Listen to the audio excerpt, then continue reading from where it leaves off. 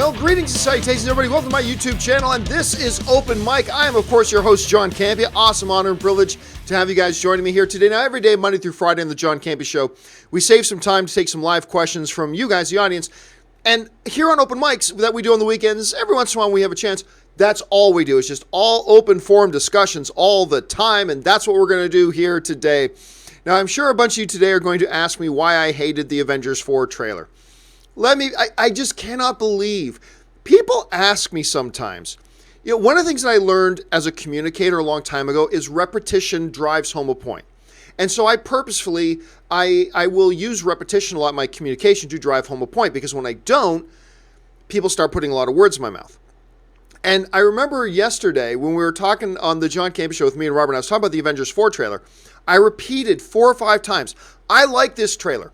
For a first trailer, this is a good trailer. This is a good first trailer, but it is just a first trailer. There was nothing spectacular in the trailer that should blow our minds. Oh my God, this is the greatest trailer ever. And I suggested that a lot of people were just poised to feel like it's the greatest trailer ever just because it was Avengers 4. But I liked it. For a first trailer, it did what its job was to do as a first trailer, right? Sure enough, hundreds of messages I got. Why didn't you like the trailer? John, it's just a first trailer. Why are you putting such a high standard on it? It's like, did I not say 5 times? For a first trailer, it's good. Did I not say that like 5 or 6 times?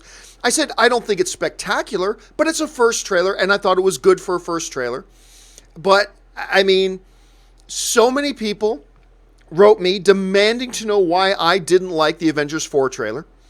So it's like, we live in this society. You guys have heard me say this before. We live in this society today where it's 10 or 0.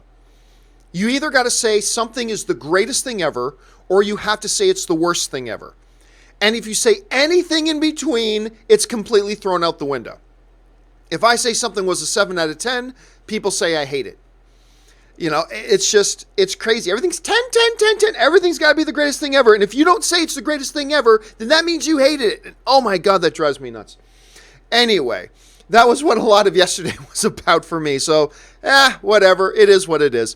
All right, guys, listen, we got a whole ton of live questions that you guys have already started sending in here today. So let's not waste any more time. Let's go right to it and get to these live questions. The first live question comes to us from Ike Moore, who writes, I bet John would hate Ellen returning to the Oscars. Yes, I would. Now, don't misinterpret me. I like Ellen DeGeneres. I think she's a great entertainer. I used to think back in the day when she just used to be a stand-up comedian, I thought she was a really good stand-up comedian. I enjoy Ellen DeGeneres. I just don't think she was a good Oscar host.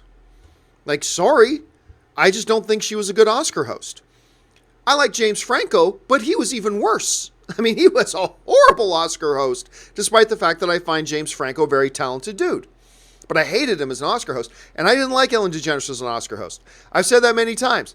But people then interpret that as me saying that I don't like Ellen. And I do like Ellen. I think she's a great entertainer. She did a better job hosting the Oscars than I would have, but you don't see me hosting the Oscars either, do you? So anyway, there's that. Luke1234 writes, pancakes, waffles, or French toast for breakfast. I'm generally a pancakes guy. But there are the odd exceptions. Like sometimes there's really exceptional French toast. And I'll say this, in Los Angeles, there's an iconic eatery in Hollywood called Roscoe's Chicken and Waffles. They have to put liquid crack in their waffles. I have no other explanation for it.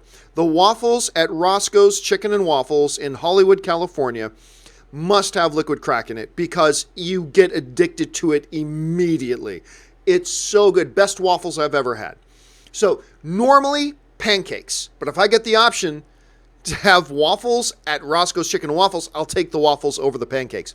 Matt Thornton writes, will we see a Star Wars 9 trailer this month? I highly doubt it, but a title is possible. You know, there's some stories going around that maybe they drop a trailer this month. I think it's completely unnecessary. You know, Robert and I talked about this on the John Campea Show yesterday. I think it's completely unnecessary. You know me. I do not like the practice of dropping trailers this early. I think it's pointless. But what I said on the show yesterday was this. If their purpose of launching a trailer right now is to heighten or change the narrative of what's going on in the Star Wars circles now. Because right now, the Star Wars circle, when you talk Star Wars right now, you're talking The Last Jedi and the divisiveness of The Last Jedi. Some people loved it. Some people hated it. Some people kind of liked it. Some people kind of disliked it. But either way, you're talking about a very divisive experience. You've never had that in Star Wars before. Like, even with the prequels, it wasn't divisive. It's just we all went, yeah, those were bad. And it was fine. Fine. The prequels were bad. Fine. Whatever. We move on. But The Last Jedi was divisive. Like, really divisive. Some people love it. Some people hate it. There you go. If they want to put out a trailer simply to show something so spectacular, like a return of Luke Skywalker cutting down a fool with a lightsaber or something like that, if they want to do that strictly for the purpose of changing the narrative for the next 6 months until Star Wars launches its real marketing campaign, I could see that. But if you're going to do that, it's got to be something mind-numbingly, jaw-droppingly, utterly fantastic. On the scale of a showing Luke Skywalker stepping out of the mist, he never died after all. He's actually been alive this whole time, and he cuts some fools down with his lightsaber.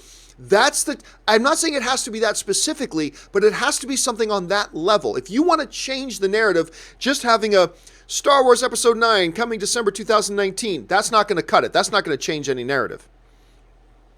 Just showing Poe Dameron going, we've got to fight because the galaxy's depending on us. That's not going to cut it. You have to show something mind-numbingly, stupidly fantastic. If they want to do that, if they have such a fantastic piece of footage, and if what they want to do is change the narrative for the next few months, then I suppose it would be okay. Otherwise, I think it's a complete waste of time. Complete waste of time to drop a trailer a year in advance. It serves no purpose whatsoever. So, but we'll see. We'll have to wait and see. I don't think it's going to happen, but I wouldn't put it by them. Remember, for The Force Awakens, they did drop a Force Awakens trailer a year in advance. That was different circumstances, but there's precedent, so we'll have to wait and see. Hector Jeter writes, 289 million views. Think the crybabies are happy. Yeah, so the Avengers 4 trailer, now the record holder for the most views of a trailer in 24 hours was Avengers Infinity War. And now that's been beaten by Avengers 4 or Avengers Endgame. It's going to take me a while to call it Avengers Endgame. Not because I don't like the title, it's just because I'm so used to calling it Avengers 4. But Avengers Endgame now just beat it, 289 million views. Again, it doesn't really mean much. It doesn't mean a lot. Like, Avengers Infinity War trailer had a lot more views in the first 24 hours than Star Wars The Phantom Menace had in the first 24 hours. But guess what? Star Wars The Phantom Menace still made more money. One of the biggest, most highly viewed trailers of all time was the 50 Shades of Grey trailer. That is nowhere near the top of the biggest box office of all time. So I don't think it means a lot, but it's still damn impressive. Like 289 million views in the first 24 hours is crazy. I mean, that's crazy. It's biggest of all time. It's going to be a while before that gets beat. Let's see. Greg Scott Bailey writes, here's $5 towards Robert Meyer Burnett's monthly funding to be on the John Campea show. $1,995 to go. But seriously, though, thanks for bringing him on the show. You know, I know you guys, first of all, I love having Robert on the show. I love having Robert on the show. I know you guys like having Robert on the show. Because you guys like having him on the show, I have been paying to have him come on as much as possible. And I will continue to pay to have him come on as much as possible. And Robert is asking very reasonable amount of, remember, we're asking Robert, whenever he comes on the show, we're asking him to take a couple of hours out of his day to not do other work that he gets paid for to come and do my show. So it's only fair that we pay him to do that, right? And he's been very generous with how much he asks for. It's been like, trust me, he's given me the friends and family discount to come do this, right? So I will continue to do that as much as possible because I know you guys have loved having him on. You know, I had him on a couple of weeks ago and you guys loved it so much that I kept bringing him back. So it costs money, but you guys seem to like it, so I will keep doing it as much as I can. And we'll see. As a matter of fact, Robert will be back on Monday morning. Robert will be on Monday morning with me. And then after we're done the show Monday, he and I are hopping in a car to go watch Aquaman. Because I haven't seen Aquaman yet. He hasn't seen Aquaman yet. I had a spare +1 for a Monday afternoon screening of it. So Robert's going to come with me, and the two of us are going to go. So the next Weekly Hero, you know we're going to be talking a lot about Aquaman. But anyway, there you go. But so thanks for that, Greg. Anrang Polk writes, footage of Scott says 1983 archive in top corner. I didn't notice. I mean, clearly it can't because Scott would have been a child in 1983. So clearly it's not really 1983. But I did not notice it. I'll have to go back to the trailer and watch that again. Let's see. Thomas Dixon writes, just wanted to wish you a happy holiday and hope Anne and the rest of your family is doing well and has fun these holidays too. Thanks for everything. Well, thank you so much, Thomas. Yeah, Anne and I have already enjoyed December. The holiday season's been great. Late last night we drove out to her mom's place, which we do a lot of weekends. We stay the night, and then this morning we went for breakfast. We went and visited Anne's dad's memorial. We went to go visit that. And we've had a great weekend, and in a couple of weeks, we get on a plane and fly home to Canada, go spend time with my family up there and visit some friends. It's my favorite time of year. Christmas has always been my favorite time of year, always, since I was a child. Christmas is very special to me. It's always been my favorite time of year, but particularly in the last 8 or 9 years, it's had an even more heightened meaning to me because it's the only time of the year I get to see my family. So thank you for the well wishes, Thomas. I really appreciate that. Let's see. Hector Jeter writes, John, why did you hate the Endgame trailer? Just kidding. Yeah, I know, right? If you don't say it's the greatest thing ever, that means you hate it. Oh my God. Some people are just idiots. Anyway, Adamus95 writes, probably wouldn't happen, but would love to see a Godzilla and Gamera team up. Would be the equivalent of Batman and Superman for kaiju fans. I don't see why it would probably never happen. I mean, clearly Warner Brothers is trying to develop this Godzilla King Kong universe thing, right? We've got 2 films in the books. We've got 1 film coming up here quickly with Godzilla King of the Monsters, which a new trailer for that drops tomorrow, by the way. That drops tomorrow. And then, of course, Godzilla versus Kong, which is, I cannot wait for. The cast is already amazing for that. So I don't see why it would be, I don't think it's that of a far out there idea. It could happen sooner than you think. All right. Ben Rayner writes, where did Ben go? Oh, there he is. What you feel had a bigger impact to general audiences, Lion King trailer or Endgame trailer? Bigger impact was Lion King. Bigger impact was Lion King. To that, I have no doubt. The bigger splash is probably Endgame, because we've all been waiting for the Avengers 4 trailer. We've been anxiously waiting, hot on the heels of Avengers Infinity War, waiting for it. Much bigger splash. The bigger impact, again, it's Lion King. You know, I've had a number of you guys write in on this show on the live chats, and I've gotten tons of emails and messages about people who are like, I have family who doesn't watch movies, and they were calling everybody else in the family to say, did you see this Lion King thing? Like, it emotionally moved people. You know, there's a great nostalgia factor to it. There's a whole bunch of things to it. So I think the bigger impact was the Lion King trailer. But, I mean, obviously, as far as just pure excitement generation, I mean, that's got to be the Avengers trailer. So it really all depends on what angle you want to look at it for. Senpaigar writes, just watched Big Hero 6, really enjoyed it. Big Hero 6 was one that I didn't doubt, but I had some reservations about going into it, right? I thought the concept was questionable because it wasn't even really Big Hero 6. It was a new version of Big Hero 6, so that's fine. And I thought it was charming and delightful and fun and exciting, and Baymax became like the best toy to own for a little while was Baymax. I really enjoyed it. And one of the great Stan Lee cameos as the dad, right? The design on him was fantastic too. Yeah, again, I think that's just really cute and charming. And one of Anne's friends, Jamie Chung, she's one of the lead voices in that movie as well. So that added another special thing to it. But I thought it was great. I enjoyed it very, very much. It exceeded my expectations. One of those animated films that really exceeded my expectations. So I'm glad you liked it, Sampaigar. Martin Velik writes, seen Uncle Buck in cinema last. Wow, I didn't realize there was still a way to watch that in cinema. That scene when Macaulay Culkin asked John Candy like 20 questions in a row, just incredible. I'm a kid, that's my job. So many great things. Where just, first of all, just the fact that it's John Candy, right? Uncle Buck is also one of Ann and Ray, because you guys know Ray does most of my graphics. Him and Ann are brother and sister, and they'll talk a lot about growing up watching Uncle Buck. That was one of their favorites growing up. And it was one of my favorites when I was a lot younger, too. I enjoyed it a great deal. And you're right, that scene is great. I'm a kid. It's my job. It's a great scene. It's a wonderful scene, Martin. I'm glad you brought that one up. All right. Hector Jeter writes, I remember back before YouTube/QuickTime trailers, my only source of trailers was the theaters and Channel E coming attraction show. Love that show. Dude, I remember back in the day when one of my friends... I was living in Hamilton, but one of my buddies lived in a house in Toronto. He had a bunch of roommates. I went out there, and they were all good guys. And it was still phone internet.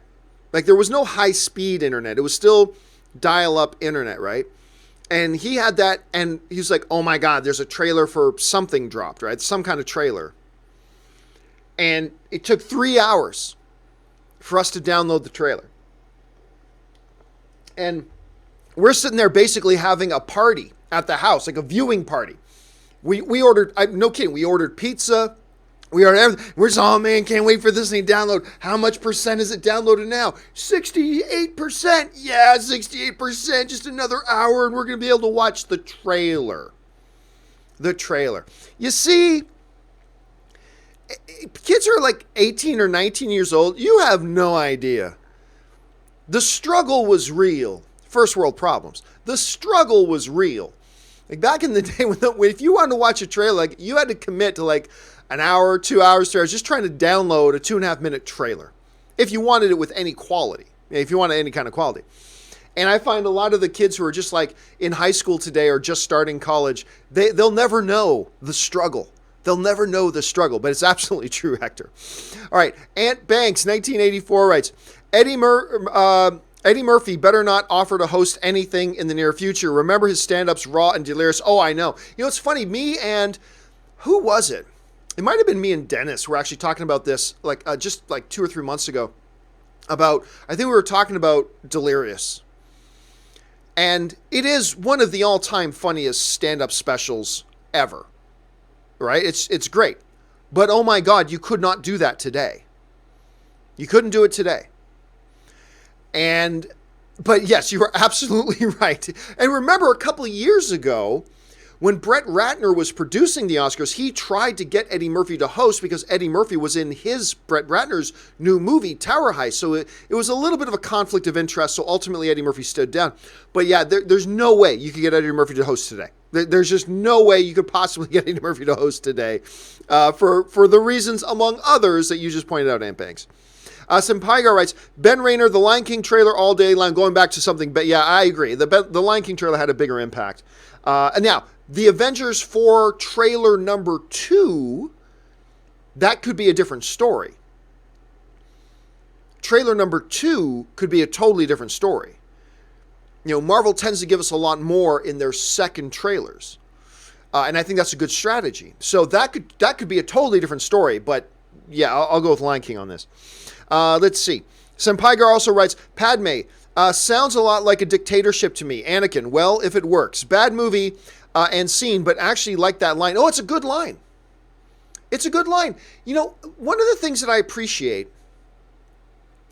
and there's a show on right now called The Gifted, which is kind of an X-Men universe kind of show.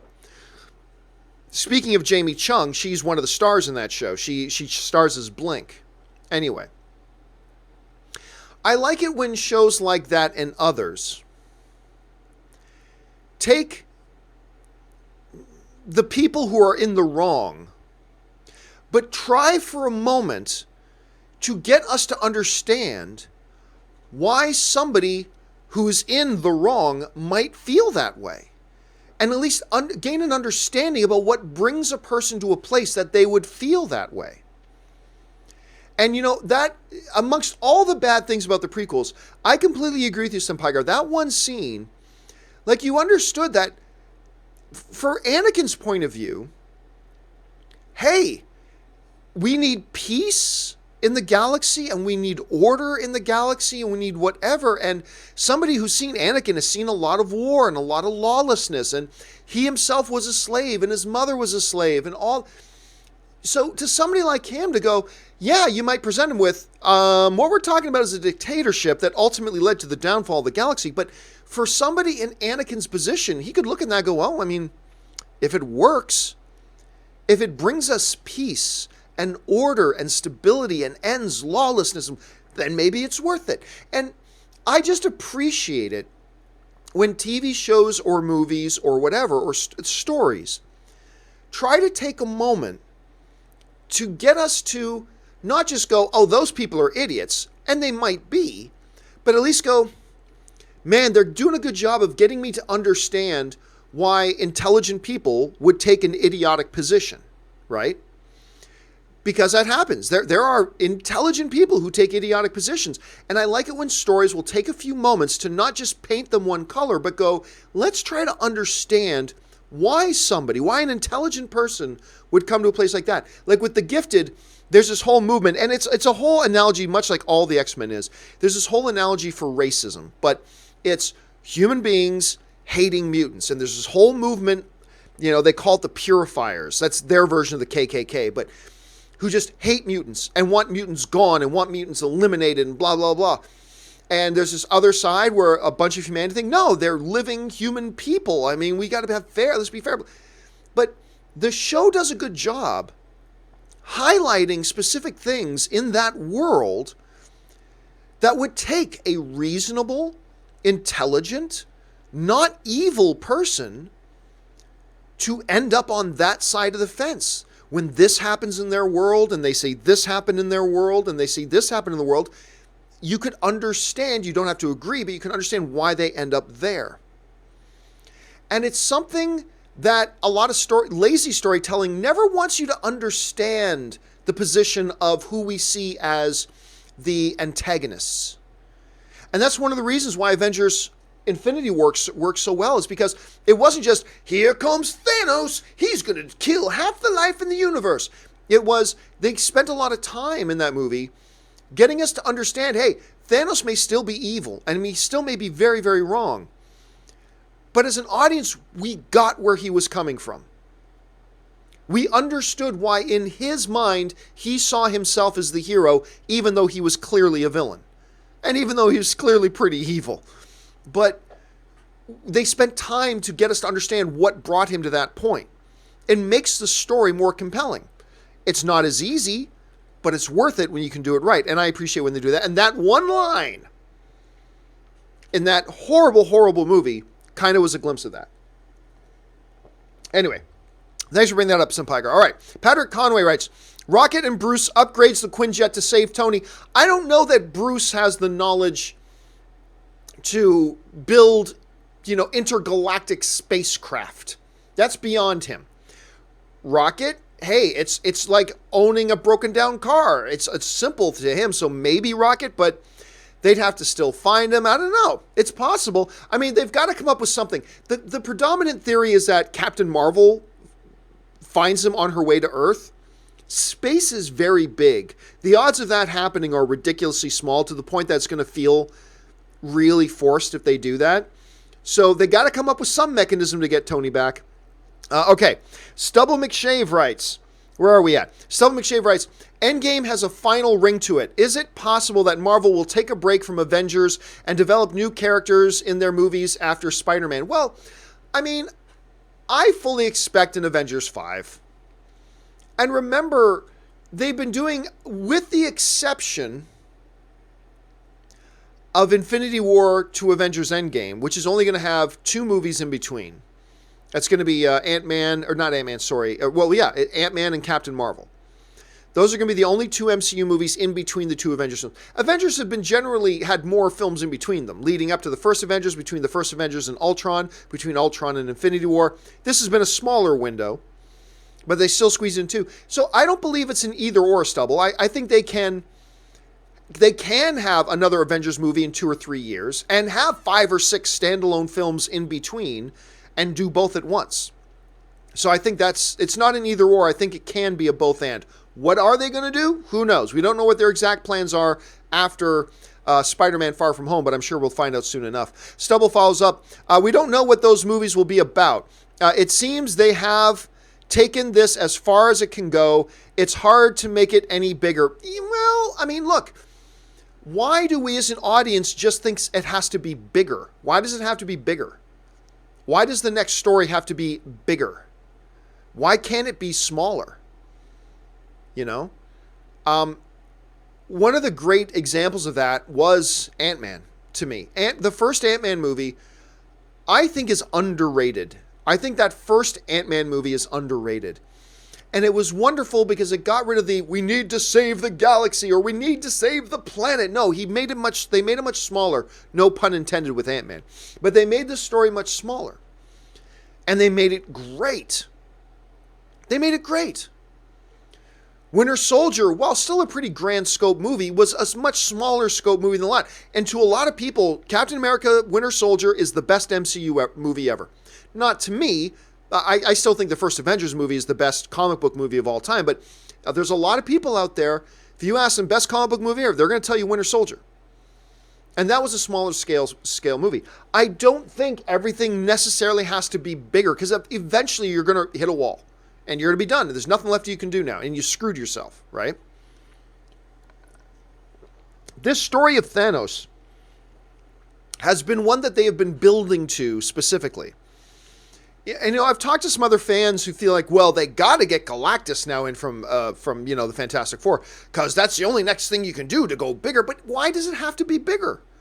And by the way, I'm not completely against it being bigger either. But I'm just making the argument that it does not necessarily have to be bigger.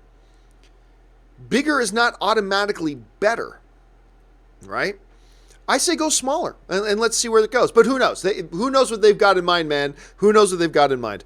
All right, Senpai writes, another favorite scene in The Force Awakens, Kylo, that lightsaber belongs to me. Finn, come and get it. I mean, dude, Force Awakens was just one of those films that I liked more and more each time I saw it. And so I went to go see it many times. And I remember me and John Schnepp, we had the big AMC Burbank 16 theater right across the street from our studio. And at least 3 times, maybe 4, we'd be like, done one show. Hey, we've got 4 hours till we're shooting our next show. Let's go watch Phantom Menace. And we'd run across the street and go watch Phantom Menace. And every time we would watch it, we would always come walking out going, that was better than even the last time. That was better. And the new things we enjoy and love. And that one scene was a great scene. I love that scene. I thought that scene was great. All right. Ben Rayner writes, just watched Ashton Kutcher pull off acting chops I didn't know he had in a few episodes of the new season of The Ranch. The Ranch is not a show I have any interest in, and I never have had any interest in. But I have had a few people tell me they like it, and that it's pretty good. I have far too much on my plate. I am never going to get around to watching The Ranch. I just know that. I'm never going to get around to watching it. I still haven't... I think the best show on television right now is The Marvelous Mrs. Maisel, and Ann and I still haven't started watching it yet. So I am never getting to The Ranch. But you're not the only person, Ben, singing its praises. I've heard a few other people say it's quite good. So maybe if you're somebody and you're looking for something new to start watching, start checking out, follow Ben's lead. Maybe you might want to check out The Ranch. Ant Banks writes, it's hilarious seeing all the YouTube's trailer reactors going out of their way to overreact to the Avengers 4 trailer when there's no type of action in it. Well, I mean, Ant Banks, therein lies my basic criticism of trailer reactions. I think, look, there are some exceptions. There are a few trailer reactors I quite enjoy. The Day One guys, I love those guys. I find them to be hilariously entertaining. The Real Rejects are clearly guys I've always liked. There are a few.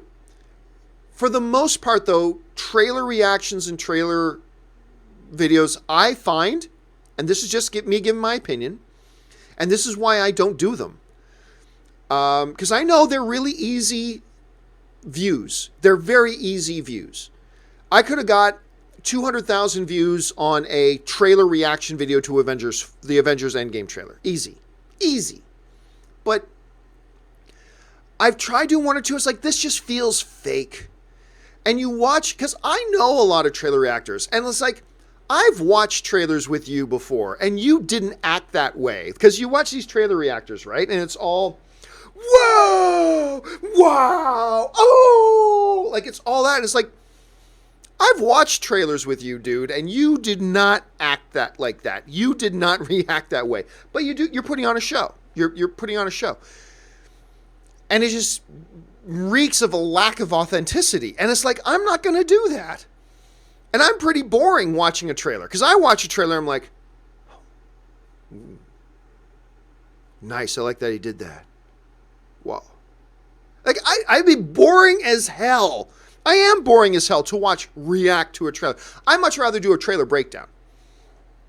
Because then it's, at least it's just real, you know what I mean?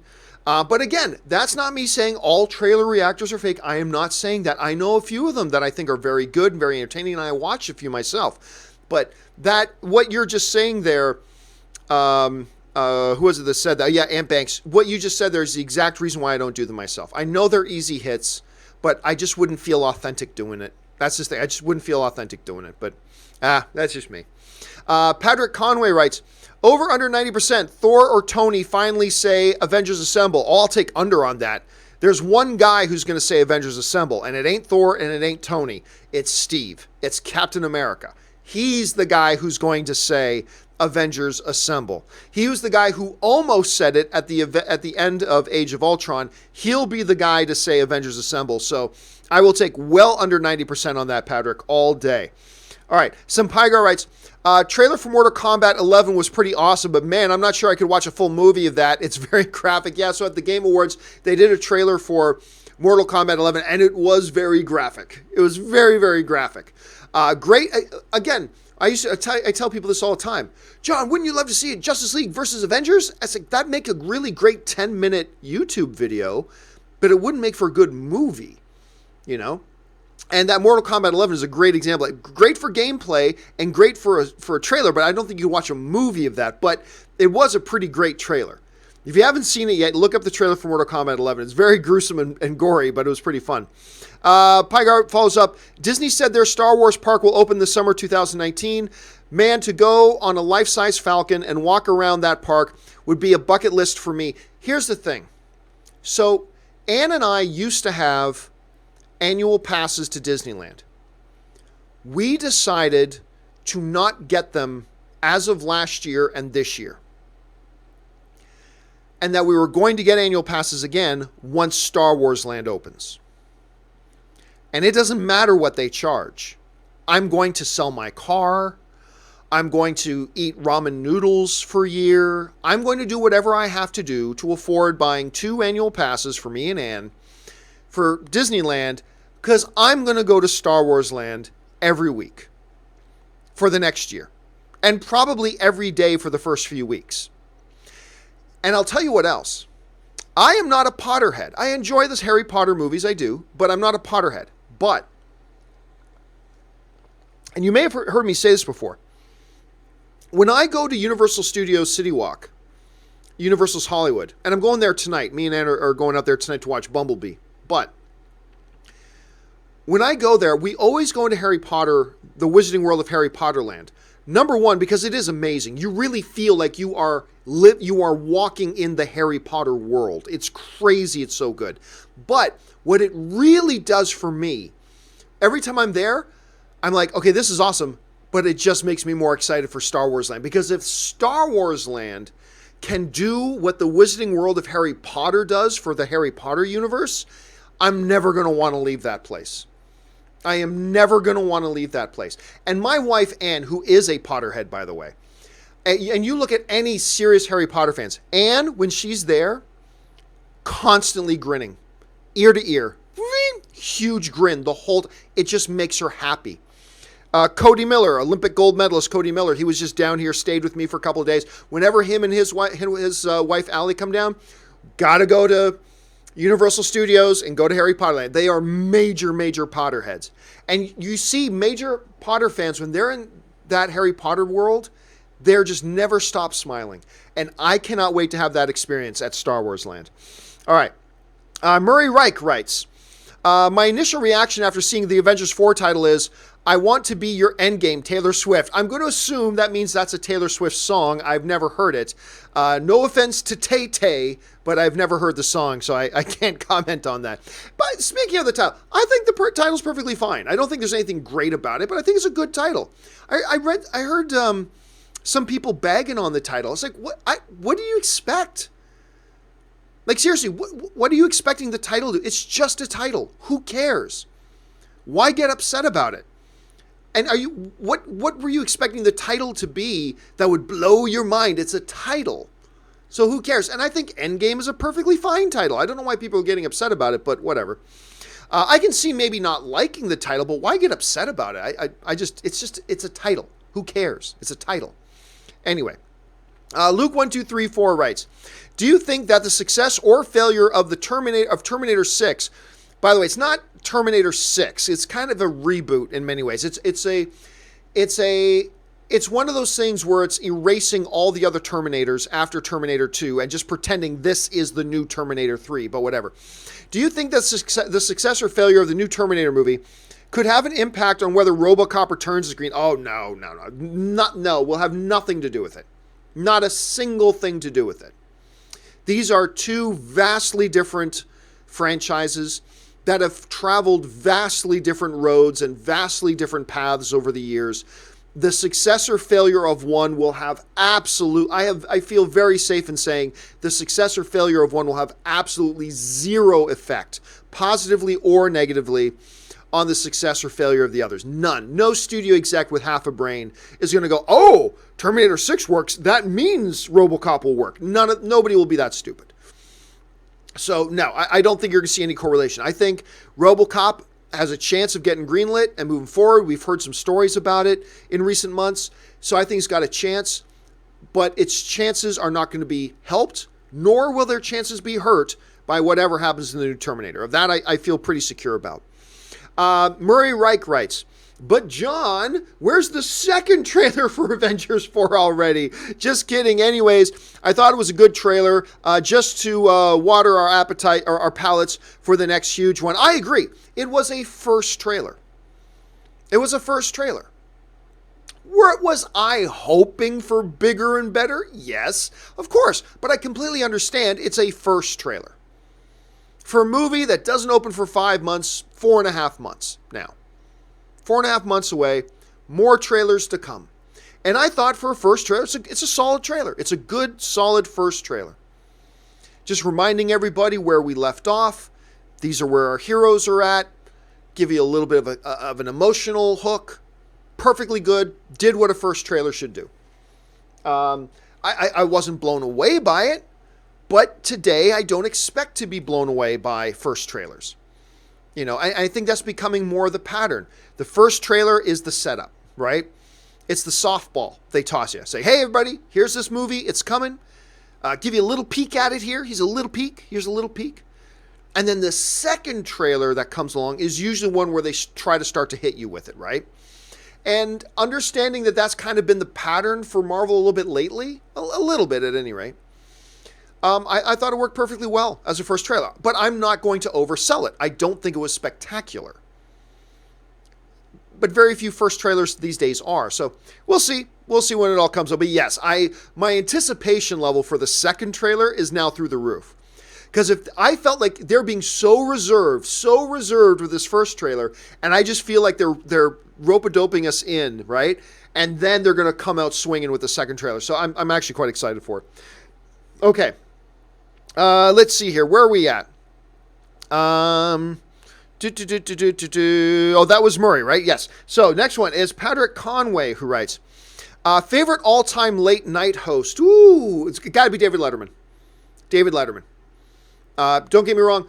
I watched a lot of reruns of Johnny Carson. I don't know why. When I was a kid, I loved old reruns of Johnny Carson doing The Tonight Show. Don't know why.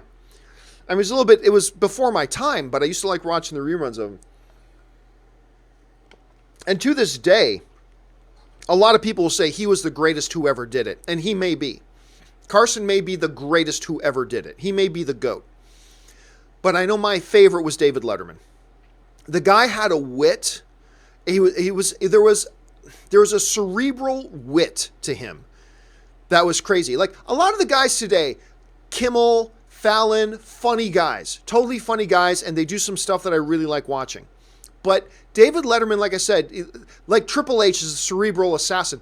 David Letterman was the cerebral, like, late night host.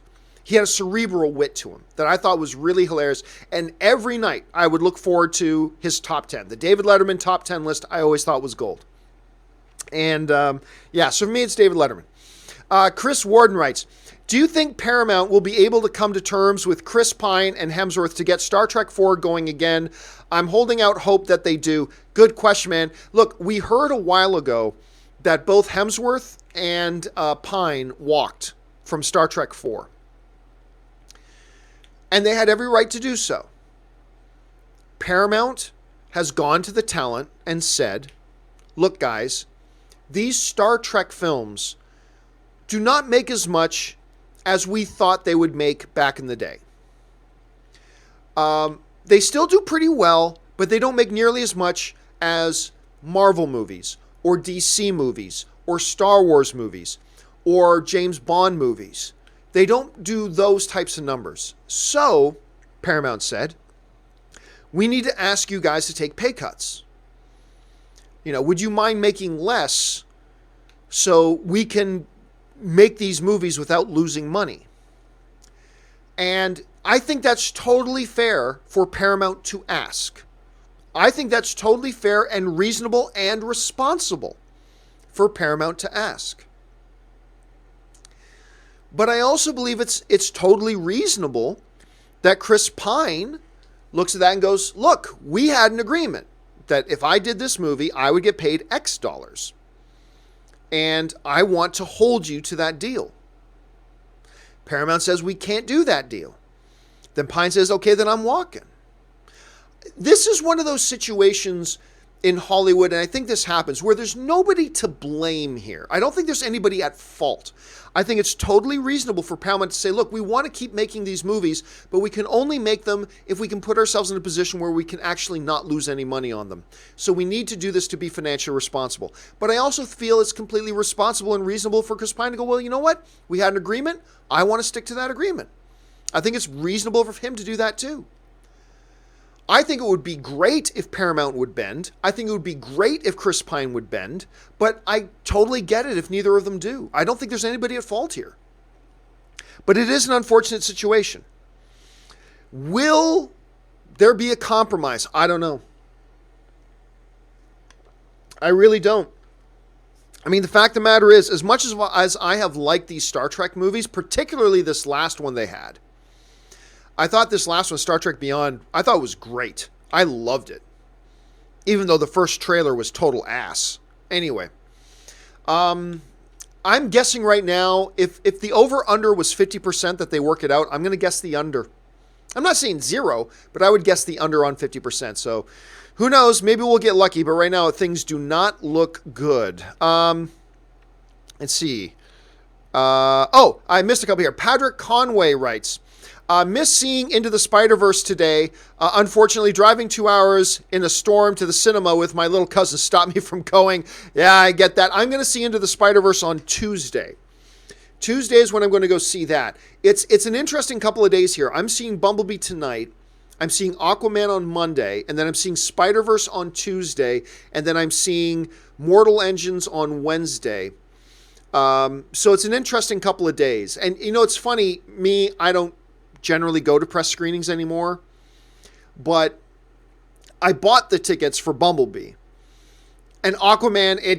I'm going to go see Aquaman, and Spider-Man Into the Spider-Verse. I'm going to go see Spider-Man Into the Spider-Verse, and Mortal Engines, because I'm a big Peter Jackson fan, I'm going to go see that. So it's funny that I, who generally don't go to press screenings anymore, I'm not going to say no to those movies. I'm going to go see those. So I'm going to see those in the next couple of days.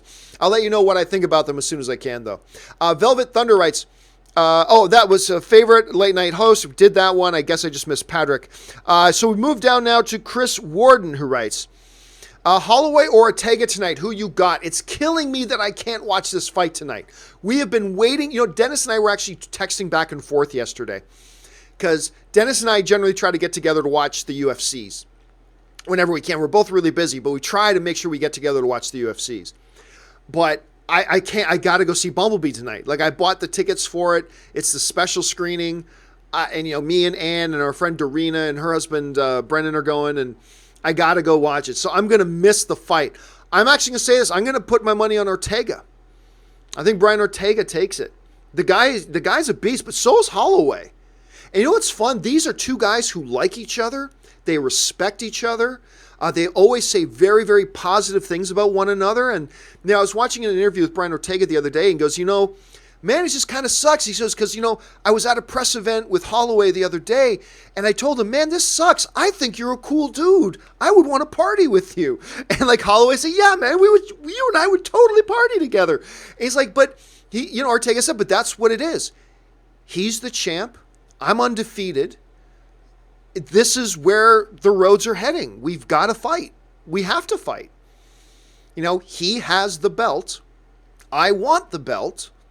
So we got to fight. But it's just really cool. In a day and age where you're praised for doing a lot of smack talking, and smack talking's fun.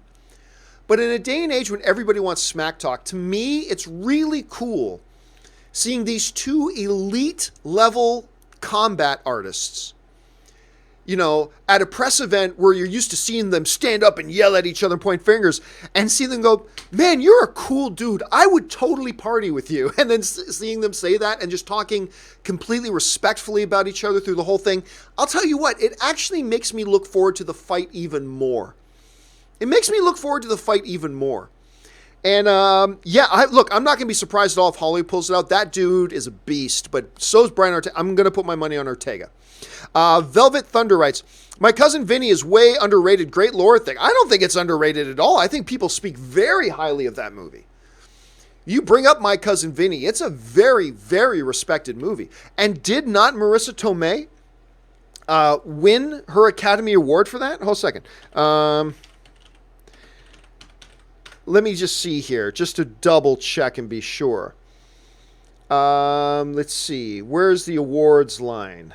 There's the awards. I think she won the Academy Award for that. She did. Best Marissa Tomei, Aunt May in the MCU. She won her Academy Award. Best Actress in a Supporting Role for My Cousin Vinny. In 1993 is when she won that. But my God, the cast in that.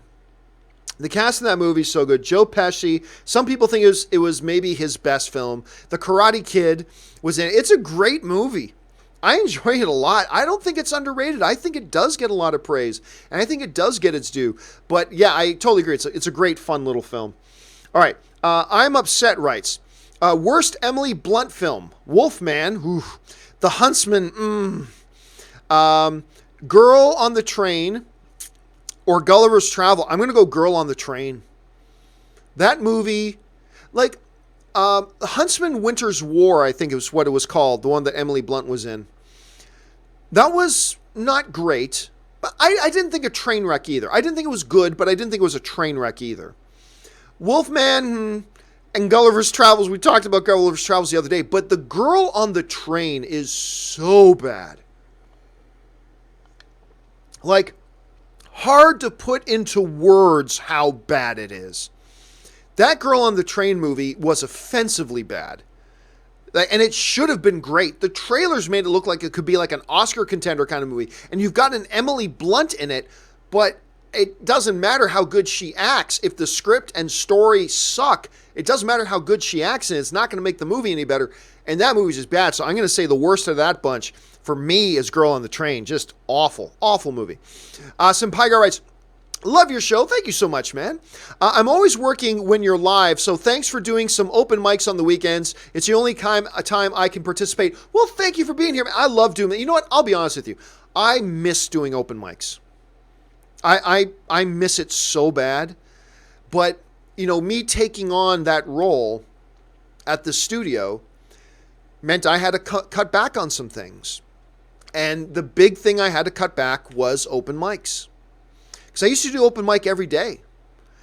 And it's one of my... It's probably my favorite thing. I think I had more just pure fun doing open mic than the John Campea show. I mean, don't get me wrong, I love doing the John Campea show, but I love doing open mic in the afternoons. It always just felt more relaxed. Like, even though we do live questions on the John Campea show, there was something about these open mics, pardon me, that just felt more laid back, more relaxed. I just felt like we were really in our element here, right? So I do miss doing them, but I'm glad I still get a chance to do them on weekend. I'm glad you joined in with us, Sampaigar. Thanks so much for saying that. I'm Upset writes, saw That's My Boy. Oh, God, speak about bad movies. I saw That's My Boy, and it's sad when Vanilla Ice and Todd Bridges are the best part of the movie so bad. That is a movie that could have been great. That is a movie that could have been great. And it actually confounds me how they found a way to make it awful. It's the Adam Sandler comedy. Rex Ryan was in. I got a kick out of Rex Ryan. I got a big kick out of Vanilla Ice. And yeah, but so bad. And you had such great talent in that movie. But then again, I mean, that's the story of Adam Sandler comedies of the last 10 years, isn't it? It's kind of the story. And that's just kind of a good kind of representation of what's gone wrong. But yeah, that's My Boy. Should have been awesome, and it was just awful. Anyway, Richard Karate writes, best Brad Pitt acting performance in your opinion? Man, he's great in a lot. Obviously, like, one of the first things I think of, even though it was a much smaller role, but Brad Pitt in 12 Monkeys, The Curious Case of Benjamin Button. You may not love that movie. His acting in it is stellar. Absolutely stellar. Then there was that one, what was the name of it, where it's like 4 stories, individual stories, and then they kind of connect near the end.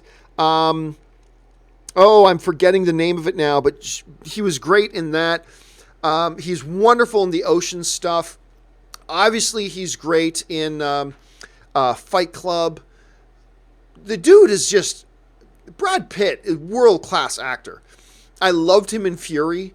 I loved him in Inglourious Bastards. You know what? Even though it's a smaller role, off the top of my head, I might change my mind later. Off the top of my head, I'll lean towards 12 Monkeys. It's just a small role, but it's so good. And it makes such an impact in the movie. So I'm going to lean towards that. But look, honestly, Richard, there are a number of projects and a number of movies we could throw out there as candidates, and there's no wrong answer. Moneyball. Oh my God, I almost forgot. He's so good in Moneyball. And so that's another one. He might be. Look, he's not a Ralph Fiennes, who I believe right now, hands down, the best actor out there today without an Academy Award, I think, is Ralph Fiennes. I'm pretty sure he doesn't have any. I think he was nominated for English Patient, but I don't think he won. So I think it's Ralph Fiennes. But anyway, well, I'll tell you what, Brad Pitt's got to be in the discussion. But yeah, I'll lean towards 12 Monkeys right now. Spencer Main writes, part of the journey is the end. That was a really nice line. There's a very nice poetic line and there were a few other, like that combined with his other line about when I drift off, I'll be dreaming of you. I mean, that's another really good little line. It's a nice emotional spot. Julius Goodwin writes, I know you have a serious crush on Jennifer Garner. Dude, you have no idea. And your wife has one on Tom Hanks. Not really. See, that's the thing. That's a misnomer. She doesn't have a crush on Tom Hanks. She's just like, she just thinks he's the ultimate human being. She just admires him so much. So it's not like a crush. See, her crush would probably be Justin Timberlake. Or Ryan Gosling. Ryan Gosling and Justin Timberlake are the two dudes I would have to worry about the most. Tom Hanks I wouldn't have to worry about because she's just like, he's the ultimate human being to her. It's not so much a crush, but whatever. What's your favorite movie with her? And what is Anne's favorite with Tom? Well, Anne's favorite with Tom Hanks is easy. Her all-time favorite movie is Big. As a matter of fact, she just brought home today a Zoltar. Is that the machine that does the future thing that turns Tom Hanks big? And she just got a Zoltar Christmas tree ornament and just hung it on our tree today. All-time favorite Tom Hanks movie is Big, so that's no. Me with Jennifer Garner, I'll tell you what. I like her in a lot. But oh my God, the little action film she did this year, Peppermint. Overall, the movie's not fantastic. As an action film, I thought it was great though. So I'd have to think more about it. I mean, my favorite thing, not just movie, my favorite thing with Jennifer Garner is Alias. I mean, that's where I fell in love with Jennifer Garner, was in Alias, right? So that's, I know you asked movie, but I'm going to cheat a little bit and I'll just say Alias. That was my favorite thing with her. Let's see. Oh, by the way, she was amazing in Dallas Buyers Club too. Amazing in Dallas Buyers Club. A lot of people, she got overshadowed because Matthew McConaughey and Jared Leto, I think they both won Academy Awards for Dallas Buyers Club. So they both kind of overshadowed Jennifer Garner a bit, which is really unfortunate because she was great in that movie too. Let's see. Spencer Main. Oh, that was Spencer. Joshua Howard writes, what Sons of Anarchy death hit you the most? Mine would be Gemma's. Absolutely heartbreaking. I don't know, because here's the thing. And by the way, for those of you who care about Sons of Anarchy spoilers, you might want to plug your ears for a minute because we're going to go with spoilers. Once Gemma killed the mother of Jax's son, right? With the barbecue prong. Once that happened, I feel like all of the world went, Gemma gotta die. And I think everybody was waiting for her to die. And really, she was the reason why everything went to shit, right? So I think a lot of people, I was not heartbroken at all. I think it was a powerful moment. It was great, but I was not heartbroken about it at all. Easily for me, it was Opie. Opie, that aside from Jax, was my favorite character on Sons of Anarchy. Absolutely my favorite. And to a degree, maybe the best character on Sons of Anarchy. And when he died, I almost couldn't handle it. I almost couldn't handle it. So yeah, that would be mine as Opie. Mr. Hank Dunn writes, I think Korg will rescue Tony. Wouldn't that be poetic?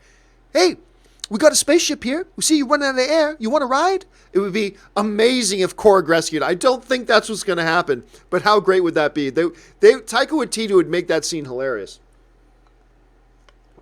All right, let's go on here. Edward O'Neill writes, Aquaman opens in all Puerto Rico on the 13th. Yeah, it opens in a lot of international markets early. That seems to be a part of Warner Brothers' strategy with Aquaman, is open in a lot of international markets first, let the word of mouth build that everybody's loving it, and then do the North American launch with hopefully big box office returns. That's why they're doing the early screening on the 15th as well. So I'm excited for you guys. I hope you guys enjoy it when you get a chance to see it. I hope I enjoy it when I see it on Monday.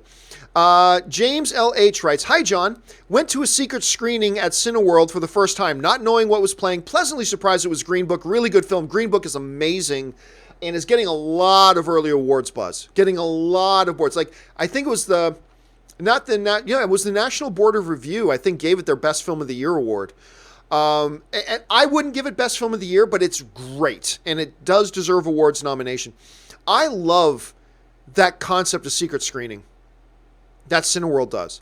You buy a ticket, you get invited, and you buy a ticket to go to a movie, and you don't know what the movie is. And it's usually a bit of an early screening, right? So it could be anything. I love that notion. I would totally participate in that. If they had that here. All right. Oh, wait a second. We had the big jump. Boy. Let's see here. Wow. I cannot believe how many. Wow. Okay. James L.H. goes, what's your opinion on secret screenings? I like the idea and hope they try again, except I work until 8 p.m., which is when they start. Well, that's unfortunate. Again, like I just said, James, I love the notion of secret screenings. I love the notion of it. The idea that I could go to a movie and I don't know what's going to be. All I know is it's an upcoming movie that hopefully is a good one, and we get to see it early, and I think it's wonderful. I think it's wonderful. Such a great notion. I would totally dig it. I would participate in that easy. Chris Warden writes, thoughts on the Brightburn trailer. I thought the Brightburn trailer was great. Totally got a Superman vibe to it. I think it looks awesome, but then it takes this horror movie twist. And by the way, did you guys notice in the trailer, James Gunn is the producer of it, right? And do you notice who the main male lead is? James Gunn Some people may not remember this. James Gunn was married to Jenna Fisher from The Office. She plays Pam on The Office. James Gunn and her used to be married. And they're still very good friends. Like, they speak glowingly of each other. And the guy who plays the male lead, the one who's married to Elizabeth Banks's character, is the guy who played Roy on The Office, who was Pam's boyfriend for a few seasons before they broke up, and then she got together with Jim. And I just thought, there's a great little Office connection that James Gunn hired the guy who used to play Pam's boyfriend on The Office. I thought that was a great little connection. I thought the trailer was great. Because for the first minute, I'm thinking, this is just a Superman ripoff. And then you realize by the end, that was totally on purpose. They totally did that on purpose. Make you think you know what directions it's going in, and then all of a sudden it goes right to hell. I thought the trailer was brilliant. I cannot wait to see this movie, guys.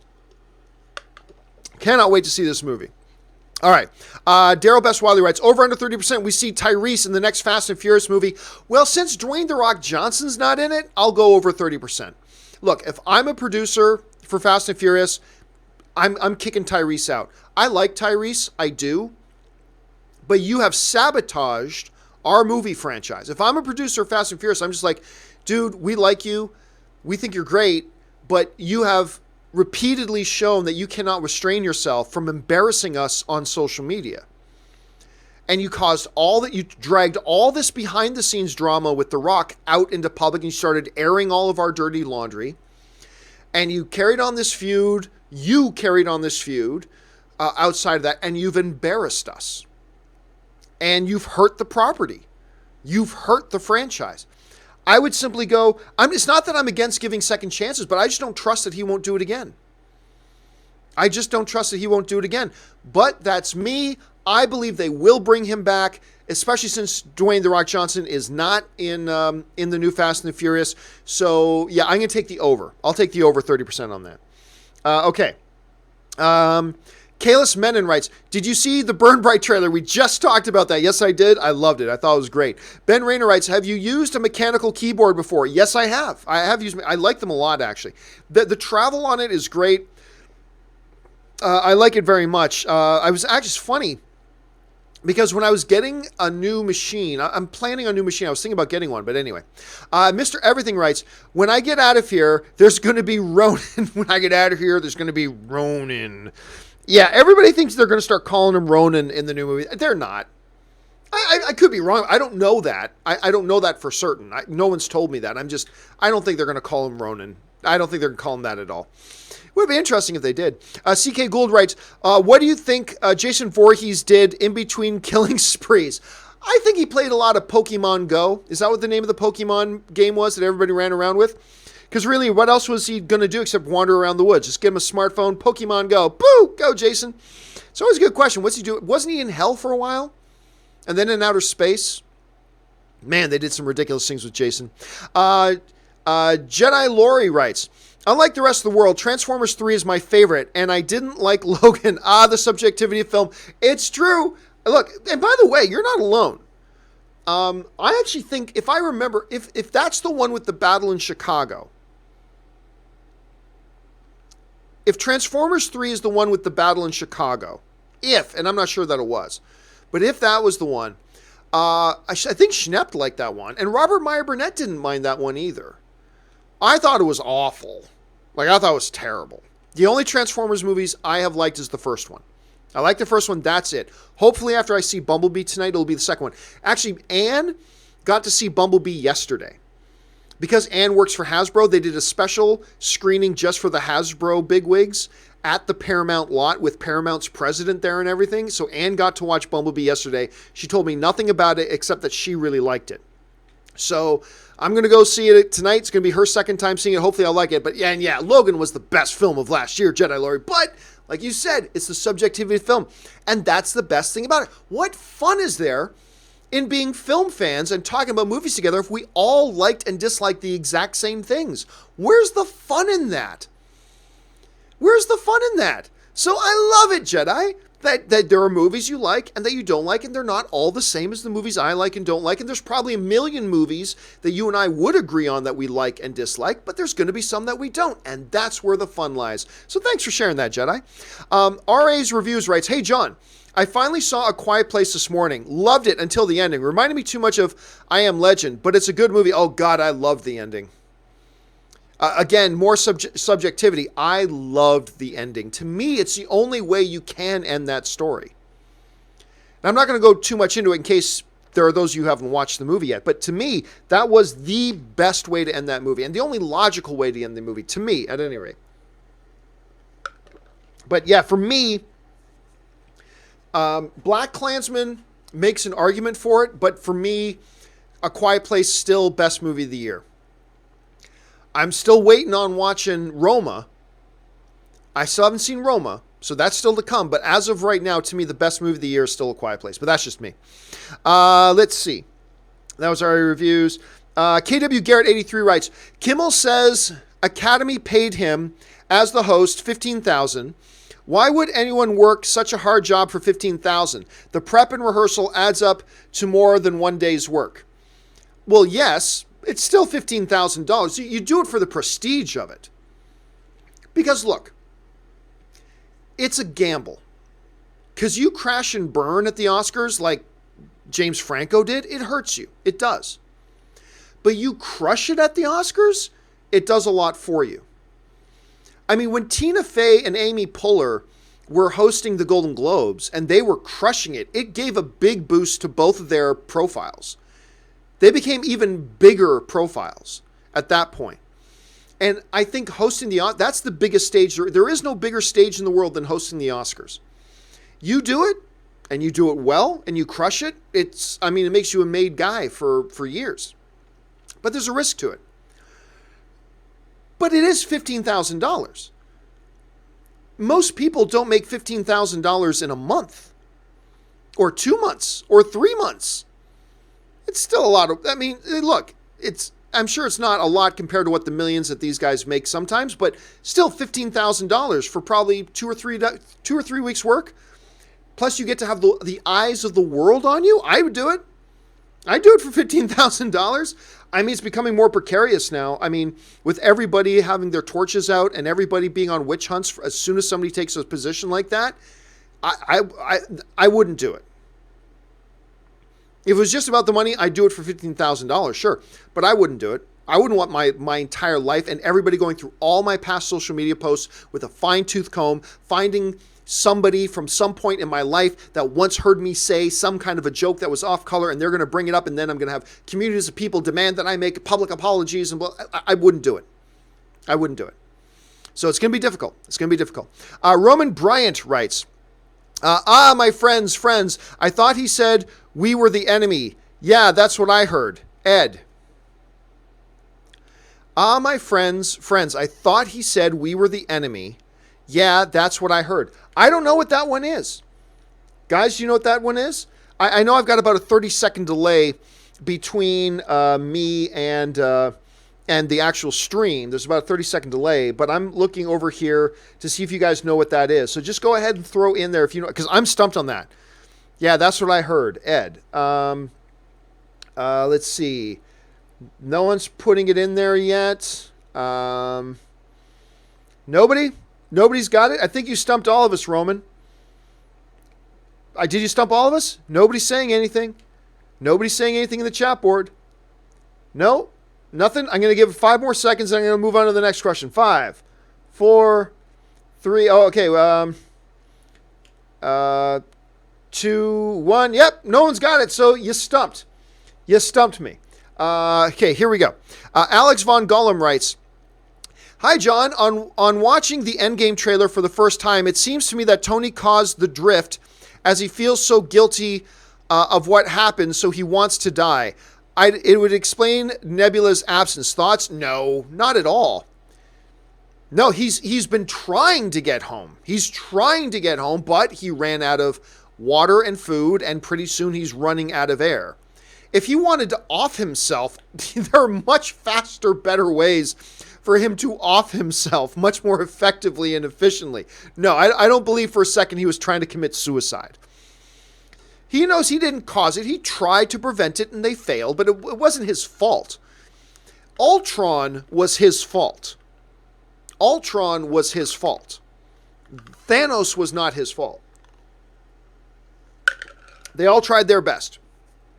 So no, he was trying to figure out a way to get home. And he even says in the trailer, it was his only shot. Put himself adrift in the hope of getting rescued, right? Doesn't he say that in the trailer? Maybe I'm not remembering right, but I think he actually audibly says that. Out in space with the hope of getting rescued. And he stretched out the food and water as long as he could, and he stretched out the air as long as he could, and it didn't work, and now it looks like he's going to die. So, no. I don't think at all, that it meant he did himself just so he can go out there to die. I don't think, and I think the trailer makes that pretty clear. I could be wrong, but I think the trailer makes that pretty clear. Interesting observation, though, Alex. Okay, Darius Raciel writes, hey, John, in your opinion, who are some of the best singers turned actors working in the business today? Singers turned actors. I don't know. I mean, right now, you have to look at Lady Gaga. Cher did a good job. Yeah, I don't know. I would have to sit down and think it through. I mean, that's not information I carry off the top of my head. I mean, there are 1,000 examples of singers who try to do acting and it never worked out, but there are a few of them that it did work out. Right now, obviously, the clear name is Lady Gaga. I mean, she did a lot of theater ever since she was a kid. So, but professionally, she was a singer before she was an actress. So, yeah, that's the one that really comes to mind. Mark Wahlberg made a good transition. Yeah, something I would have to think about. Not something I just carry around off the top of my head, though. But it's an interesting discussion to have there. Matt Brown writes, hey, John, just wanted to say, stay awesome. Thank you so much, Matt. Your show makes my day, and you continue to empower our community with your work. Thanks for everything, man. Well, thank you so much, Matt. I really appreciate that. And you know what? I love our film fan community. I love the film fan community. I love being a part of the film fan community, and I love that I get to play a part in it. And it only works when we're all doing it together. So these shows are only good when you guys participate, and it's great. So thank you, and thank you to all of you guys for making it possible for me to have a place in the film fan community and to be able to do it for a job and to be able to do it for a living. And it's the greatest honor in the world that you guys... I talk to Ann about this all the time. I do. I never cease to be amazed that you guys would take time out of your day to come together and hang out and just talk online and with me, some guy on the internet, and just talk about movies. It's an incredible honor that you would give up your time for that. So thank you. And the honor is mine, Matt. And thanks so much for the kind words. I appreciate that. John Walkden writes, over under 20%, shot of Cap crying is from the final act. I have a feeling that almost everything in that trailer was from the first act. Not just the first act. I got a feeling almost everything in that trailer was from the first half of the first act. Like the first 25 minutes of the movie. I think all of that's from the first 25 minutes of the movie. So it's possible they took a shot like that later on. But I'm going to go under. I think all of that was from... I think we're going to go see Avengers 4. And we're going to see every single second of that trailer in the first 20 to 25 minutes. I really do. So, but maybe we'll see. Who knows? Maybe the Hawkeye thing came later. Maybe the Captain America tier thing came later. Who knows? But my guess right now is that it's all in the first few minutes. Krypton Caged writes, hey, John, hope you're doing well. Have you seen the Man of Steel ripoff trailer from Gun Called Brightburn? Looks interesting to me. Again, that's exactly what I was thinking until they get halfway through the trailer. And then I'm like, oh, wait, that was on purpose. That whole, it's Superman? Is this a Superman? It was all a misdirection. It was all a mixed direction, because you're getting settled into this, oh, this is a Superman retelling, right? And then all of a sudden, they pull the carpet out from under you. Yeah, because I was right there. First minute, I'm like, this is just a Superman ripoff. And then they pull the carpet out from under you, and they totally turn the whole thing on its head. I'm like, okay, this looks pretty good. So I loved what I saw, man. I loved what I saw. All right. Shirley Burton writes, Spider-Man Into the Spider-Verse, Oscar worthy. Again, I don't know. I see it on Tuesday. So I have no way of commenting on that. We'll find out soon enough. But as soon as I see it, I will review it. Cameron Turk writes, Hi, John. What did you think of Andy Serkis's Mowgli? I loved how it was the most faithful adaptation of Rudyard Kipling's book from 1984. I didn't think it was any good. And that hurts me to say it. I watched it yesterday. It hurts me to say it. I love Andy Serkis. I admire that guy. I'm a huge fan of Andy Serkis. The movie did not work for me. It didn't work for me at all. And just because you're the most faithful adaptation, you're right, it was a more faithful adaptation than the Jon Favreau version, but that doesn't mean it's going to be as good. Being a faithful adaptation does not equal good. And that's why you do adaptation. It just didn't work for me. To me, and I feel bad saying it, I do, but it felt like a very poor man's version of Jungle Book that Jon Favreau did. It did not work for me on any near of the levels. There are a few things that were interesting. It's definitely a more violent version, and that can be good or it could be bad. To me, it was neither. So I wanted to like it more. I did. But I totally see why Warner Brothers gave up on it and just ditched it on Netflix. I totally see why. So, whatever. I'm just going to cross my fingers and wait in anticipation for the next thing that Andy Serkis does, and I'll look forward to that. Let's see. Roman Bryant writes, How likely do you think Lion King will use the deleted scene of trying to make Bala his queen since it was also in the musical? I don't know.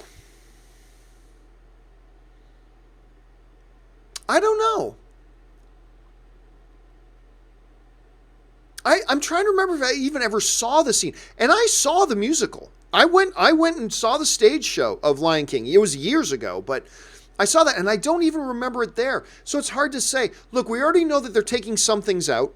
And we know, like, the Be Prepared song's gone. I think there's another key song that's gone. They're going to introduce a couple of new songs. This isn't a shot-for-shot remake. So it's possible they bring something like that in.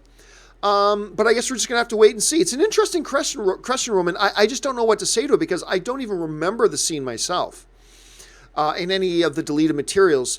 Maybe I did see it and I just don't remember it. It's possible, but who knows? I think there's a lot up in the air with this whole rendition of it, though. All right. Vince Carter of Mars. I like that username.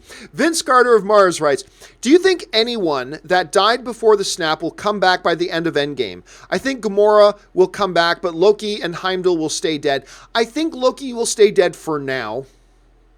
But John, the Russo brothers said he's dead. Well, yeah, so what? The MCU is just like the fake kill movie franchise. Oh, look, that character died. Kidding, he didn't die. Oh, look, that character is dead. Don't worry, he's coming back. Oh, look at Peter Parker saying, I don't want to go, Mr. Stark. I don't want to go. Oh, don't worry, he's coming back. I mean, that's the MCU. So, I don't believe we're going to see Loki back in this. I do not believe we're going to see Heimdall back in this. But we already know we're going to see Loki again in a series on Disney Plus. Whether it'll be a flashback or whether it'll be a sequel, I mean, I don't know. We'll have to wait and see. I don't know. See, Gamora presents a unique thing because she is the big death in the movie, other than Loki and Heimdall. Gamora is the big death in the movie that was not a result of the snap. So, undoing the snap, if they even undo the snap, I mean, I don't know that they're going to undo the snap, but even if they do, that doesn't bring Gamora back. Gamora got thrown off a cliff and crushed her skull on the rocky ground. I mean, right? So how they're going to bring her back, I don't know. I'm not even positive, by the way, that they do bring her back for this one. I know they've said she's in it, but that might be a misdirect. So I don't know. It's a good question. Loki and Heimdall, I say no. Gamora, I'll give a 15% chance. Yeah, 25. I'll give Gamora being back, even though they said she's on set and she does it. It might be a misdirect, but I will go as high as 25. But Loki and Heimdall, I'll say 0. Orange Hand writes, You said studios are moving away from physical releases towards digital. Will behind-the-scenes extras be handled the same way? Here's a great example. I was just looking. I haven't bought Deadpool 2 yet on digital. But just today, I was looking at Deadpool 2 on the Google Play Store. And with it, it had the full list of all the behind-the-scenes features. It feels, before it used to be that the digital, when you would buy the movie digitally, it would be without a lot of the features that were on Blu-rays and DVDs. But I feel like lately, more and more, they've been getting included in digital purchases. Because, I bought Avengers Infinity War digitally, has all the behind-the-scenes features. I'm about to buy Deadpool 2. It's going to have all the features. So, I don't know. I personally love the behind-the-scenes features things. And by the way, behind-the-scenes features are a relatively inexpensive way, if you're a studio, to give somebody added motivation to buy the movie. Because there's been a lot of movies that I'm like, I don't need to buy it. There's a lot of movies I love that I don't buy because I'm very busy watching other movies. But you give me the added incentive, not only do you get the movie, which you've seen 10 times already, Campea, not only do you get the movie, but you get all these bonus features behind the scenes. That's relatively inexpensive for them to put together. And I can go, all right, I'm going to buy it. Click, click, click, click, and I buy it. You know what I mean? So it seems to be a wise financial move to give those things back in there because they're cheap to produce, relatively speaking, and they could give the purchaser or the consumer added incentive to buy the product. So, yeah, there's that. All right. Where are we at? That was Orange Hand. Okay, Roman Bryant writes, of Scar trying to make Nala his queen. Oh, let me see that. Oh, not of... Okay. How likely do you think Lion King will use the least scene of trying to make Nala his queen of Scar? Okay, because I'm thinking, really? There's a scene where Simba's trying to make Nala his queen? What? And I'm like, I don't remember it. I don't remember that from the show. Okay, that makes a lot more sense. That makes a lot more sense. Yeah, I was totally lost there. That's why I'm looking. I don't remember this. I don't remember it at all. Scar trying to make Nala his queen. That would work. Dramatically, it's a good piece. Again, I'll stick on the same thing. I have no idea how much they're going to include, how much they're going to take out, all that kind of stuff. Because for every new thing you got to add in, you got to take something else out, right? So, I don't know. We'll have to wait and see. But that would be interesting, Roman. That would be interesting. Okay. C-Spice writes, do you think Captain Marvel's gender could help box office? First female Marvel superhero, hoping it makes bank, upping my Patreon pledge today too. Oh, thank you so much, C-Spice. I didn't even remember that you were a Patreon supporter, but thank you. That's awesome of you. By the way, I've got some new things coming for my Patreon supporters nothing earth-shattering, but some cool little things that I can't wait to tell you guys about. But, yeah, that's going to help. The unfortunate thing for Marvel is that Warner Brothers kind of beat them to the punch by putting out Wonder Woman first. But still, this is the first solo lead superhero movie, female-led superhero movie in the MCU. That will help. I still don't think Captain Marvel is a $1 billion movie or an $800 million movie. I think Captain Marvel is going to come in more like Ant-Man and Doctor Strange with their first movies, right? In that $550 to $700 million range. That's where I think Captain Marvel's going to come. Captain Marvel didn't make an appearance in Captain Marvel, in Captain America Civil War, like Black Panther did, right? This is a new character coming in cold like Ant-Man did, like Doctor Strange did, and that's why I think this movie's going to come in that same financial range as Ant-Man, Doctor Strange, in that $150 million window between $550 million and $700 million. That's where I think she's going to come in, and that's huge. I mean, that's huge bank. That's huge money for the studio. But yeah, I'm not expecting Black Panther numbers. Not expecting Black Panther numbers from that at all. Let's see. Stubble McShave writes, what about a Star Wars 1-minute trailer montage this month with the Emperor overdubbing narration and a scene with him as a Sith Force Ghost to finish it off? I don't know if a Force Ghost is enough to change the narrative. I really don't. I think the narration of the Emperor and then showing the Emperor being back. I just dropped something. Hold on a second. I think a flash, like narration of the Emperor and then showing the Emperor being back, that could be something. I don't know if Force Ghost doesn't. By the way, the pattern has been no dark side Force Ghosts. There have been no dark side Force Ghosts. I think that's a secret he was looking for but never found. But I don't know. I mean, it's something, but I don't think Force Ghost would be enough. Showing a cloned, returned Emperor Palpatine, maybe that would get people excited, but just showing a ghost, I don't know. I don't think that would do all that much. I think it would get some people excited, but I don't think it's enough to change the narrative. And that's what we're talking about here, right? Changing the narrative. And I don't know that that's enough to change the narrative. Let's see. Vicus Ahua, I'm sure I'm butchering your name, Vicus, forgive me, writes, I know people love you because they pay you money just to ask your preference between pancakes and waffles. And then there's me who just emphasizes it. Love you, bro. Thank you so much, Vicus. And, you know, it's funny. The super chat thing, and I have no problem discussing the super chat thing. The super chat thing for this show has been a godsend for two very important reasons. And maybe I've explained this before, but maybe you haven't heard the explanation for this before, but it's for two important things. Number one,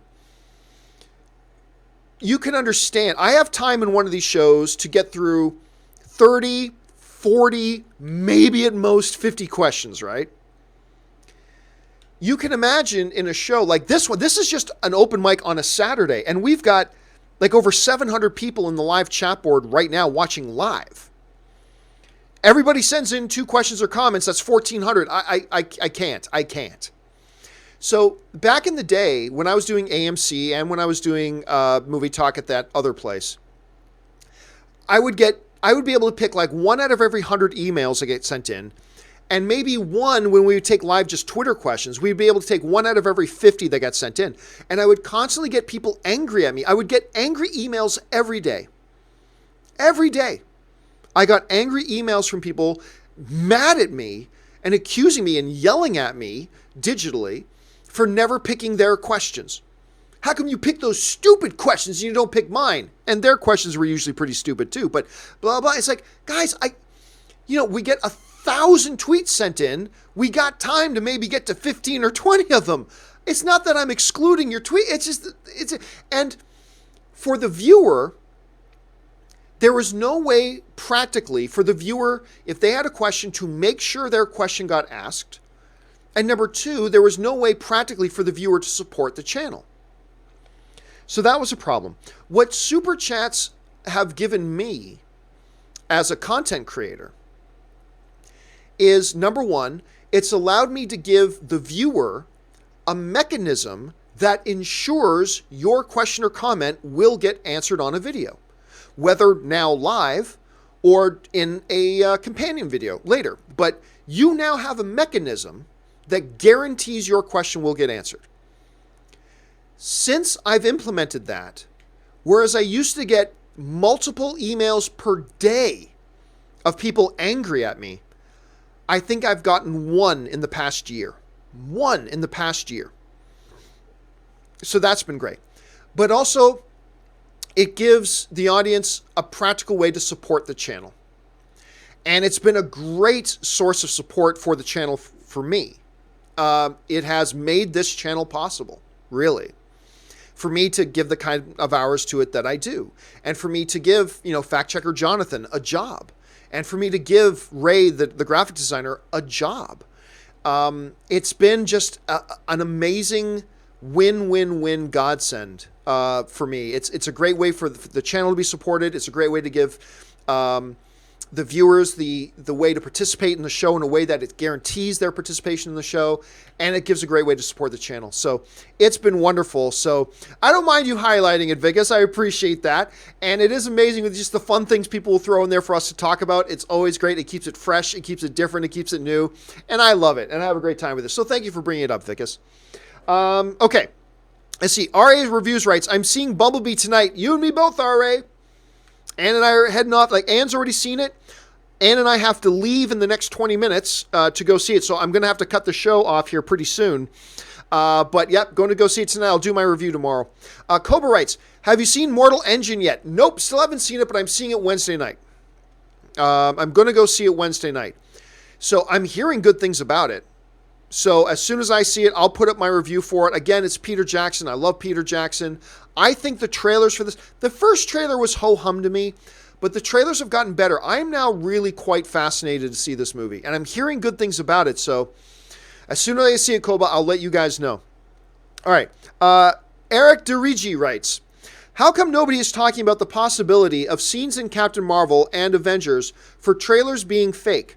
It happened for Thor and Infinity War. It could have happened in those trailers as well. No? Well, look, the reality is, Eric, every single movie, trailers get made before the movie's final cut is set in stone. So a lot of times with a lot of movies, you will see scenes in a trailer that aren't in a movie because, hey, you know what? At some point very early, the studio has to hand over a bunch of their footage to separate these third-party companies that specialize in making trailers for studios. And then they start the work of putting together a great trailer. And it just so happens that they put trailers together, and it then includes scenes or material that don't end up making the final cut of the movie. And that happens. With Avengers Infinity War, you know, there one big misdirect that was not just a scene cut out of the movie, it was a purposeful misdirect. Was that shot of, you know, Captain America, and, you know, all the other Avengers who were there in Wakanda, including the Hulk, running into battle, right? Well, obviously the Hulk, Banner's there, but the Hulk never makes an appearance in Wakanda. Other than his face appears for a second to argue with Banner, but that's about it. So that was clearly specifically made. That wasn't a cut scene. That was made specifically to misdirect the audience. And then, of course, there was the Captain America holding off Thanos' hand, and they digitally took a couple of the stones out. There's that, but that's just a minor thing, whatever. With Captain Marvel, there's really no need to do anything. With Captain Marvel, I can't think of anything that you would need to put in to cause any kind of a misdirect. It's not like Captain Marvel has been in the MCU for a long time, and now we've developed all these theories, and they're giving some mystery. Nobody knows squat about Captain Marvel. So, while I do believe it is possible that some things might get in the trailer that ultimately got edited out of the movie, I don't think there's any purpose or any need for Marvel to specifically create false or fake moments in a trailer just to misdirect the audience. When the audience is going in cold to this movie in the first place, there's nothing to misdirect us over, right? There's nothing to misdirect us over. With Avengers Infinity War, that was different. We had, 10 years of building up to that, and everybody had all these theories and which place is going to play here and blah, blah, blah, blah. So they put in some misdirection. I just don't see that there is a purpose for doing that with this. Now, as far as Avengers 4 goes, maybe they'll do that for the second trailer, but again, from what we saw in the Avengers 4 trailer number 1, what was there to put in to serve as a misdirection? Captain America looking sad. Tony floating in space being sad. Black Widow looking sad. Ronan or Hawkeye looking sad. And then Ant-Man showing up and going, hey guys, remember me? I mean, there's no scene to me, Eric, that you could point to in the Avengers 4 trailer, the first trailer, that to me there would be any purpose of faking. With that Avengers 3 trailer, plenty of things that you would have reason for faking to misdirect. But for this first trailer, I don't see why I don't see why any of that would be any kind of misdirect, right? They didn't show us anything to misdirect us with. They never show, everything was everybody sitting around looking sad. That's the Avengers 4 trailer. Everybody sitting down looking sad. That's the whole trailer. It's not like, see, I could see what you're saying or where you're coming from if Tony Stark is floating in space in the ship. He's about to run out of air, and all of a sudden you hear knock, knock, knock, knock, knock. And he's like, what? What is that? And an air hatch opens, and it's Captain Marvel standing there, like some big reveal. Okay, that you could say maybe that's a misdirect. Because maybe they're trying to misdirect us from how Tony really gets saved in space, right? But nothing like that happens in the trailer. The Avengers Endgame trailer is everybody sitting down looking sad. That's the trailer. And it's great for a first trailer. It did the job of a first trailer, but there's nothing in there that suggests it even needs to be a misdirect. Right? It's not like something amazing happens, like that scene of Captain America leading all those other Avengers, including the Hulk, running into battle. Oh my God, what a shot. It was a misdirect. But there was none of those moments in this trailer that would be a misdirect or would even need to be a misdirect. It would be a pointless misdirect if it was, because it didn't do anything anyway. It was an entire trailer of everybody sitting down looking sad, except for Hawkeye standing up looking sad. That was the big change of gears. That was the big gear change, right? Okay, what if now in the trailer, instead of somebody sitting down looking sad, follow me here, what if we have Hawkeye standing looking sad? Ooh, good idea. And then they changed gears and had Hawkeye standing looking sad. And then, of course, that great real change of gears at the end. And, Rob brought it up, but it is perfect. You had sad, heavy, somber, sad, and then they hit you with a juxtaposition, change of gears at the end with Ant-Man showing up. Hey, guys, remember me? Ant-Man, I got really big. That was a great way to end that trailer. But again, with Captain Marvel, nobody knows anything about Captain Marvel. Nobody is going into Captain Marvel with a lot of preconceived ideas or certain elements they're really specifically looking forward to that would necessitate a misdirection. With the Avengers 4 trailer, I'm not putting it past them to give us misdirection once the second trailer comes. But in this particular trailer, it's everybody sitting down looking sad. That's the whole trailer. So unless we go into Avengers 4 and the whole movie of the first 20 minutes is everybody having a party, woo-hoo-hoo, yay! That Spider-Man kid was getting on my nerves. Yay, he's dead. Woo! Unless that happens, there is no misdirect, So, again, Eric, I think misdirection's coming in the Avengers Endgame marketing campaign. I do believe misdirection is coming. I just don't think it's come yet. And I don't think we've been given any reason to suspect even at this point. There's nothing worth misdirecting us over at this point. But that's just my thought. Okay, guys. Listen, there are a bunch of others here from Cameron W. all the way down. Factual Opinion, Micah T. Do not worry. I'm going to put up one or two new... I put up a companion video late last night. I'm going to have another one or two coming tomorrow. I'm going to get all caught up in all the outstanding questions we have, including these ones here that are still in the show. It's just we've gone over... we're approaching an hour and 40 minutes now. And Ann is going to be waiting for me. I have to go and get ready to go to this Bumblebee screening, so I got to split and get out of here. Guys, this has been a lot of fun. This has been a lot of fun. I love doing these open mics. Thank you guys for being here. Listen, jump into the comments section, by the way. Whether you're watching live or whether you're watching this a little bit later on, jump in the comments section. Let us know, what do you think about, about the possible misdirects? What do you think about the burnt light? Is that what it's called again? Burn light? The burn light trailer. Give us your thoughts about all that kind of stuff. Keep the conversations going, because that's what we're here to do. We're here to have different opinions and share them and have a lot of fun as we're doing it. Thank you guys for being here. My name is John Campea, and until the next video, bye-bye.